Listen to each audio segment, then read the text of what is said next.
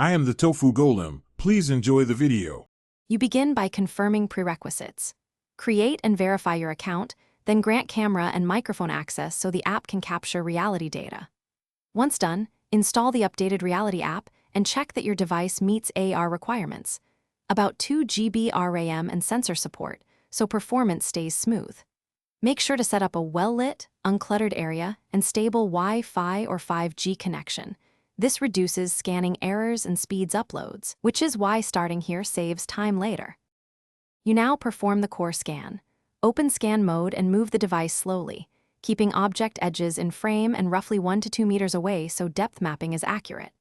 While scanning, adjust capture settings, resolution, HDR, exposure, and target FPS to balance detail versus file size. Higher FPS reduces jitter but increases processing.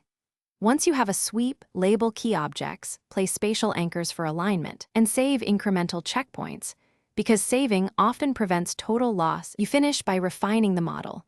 Run auto-align and mesh refine to close gaps, then crop artifacts and retouch textures for realism.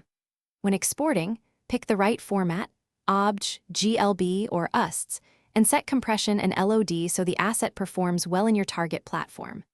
If something goes wrong, retry the scan with stronger, uniform lighting and remove reflective or transparent objects. Also make sure permissions and sensor calibrations are enabled. This troubleshooting tip solves most common capture failures. Thanks for watching. Consider subscribing if we helped you today.